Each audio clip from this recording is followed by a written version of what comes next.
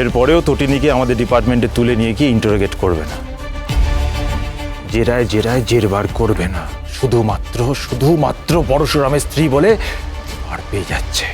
মনে হচ্ছে এক্ষুনি তোকে তুলে নিয়ে গিয়ে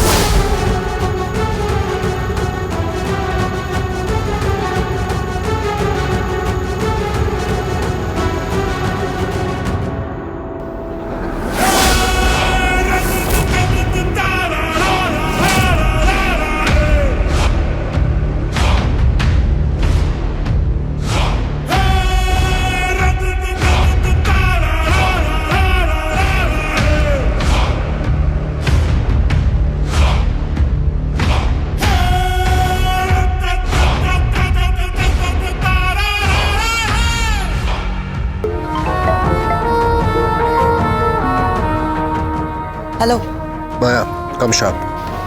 ইয়েস বস। সৌরভকে নিয়ে চলে এসো, আর বলরামকে বলো অফিসের দিকটা কভার করতে। বাকিটা আমি দেখে নিচ্ছি। ওকে বস।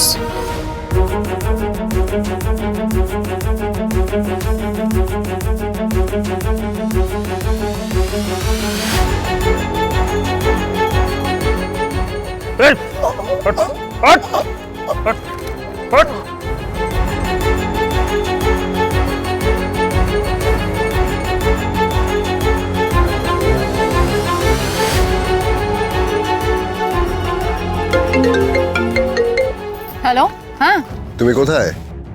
আমি একটু বেরিয়েছি। কেন? বাচ্চাগুলোকে রেখে কোথায় বেরোলে?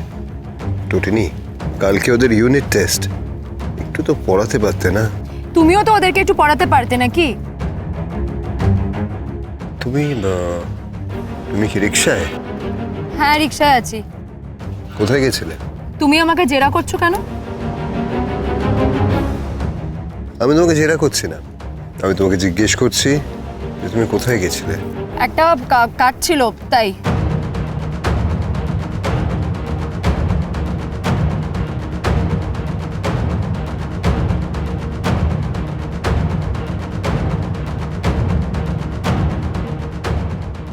হ্যালো হ্যালো হ্যালো টটিনি, হ্যালো, কথা বলছো না কেন? হ্যালো। হ্যাঁ, আরে আমি কিছু কেনাকাটা করতে বেরিয়েছি। কি? আরে বাবা, আমার বোনের বিয়ে, আমি কিছু কেনাকাটা করব না? হ্যাঁ। কোথায়? রিফিউজি মার্কেটে আছো? হ্যাঁ, রিফিউজি মার্কেটেই যাচ্ছি। আমি যাব?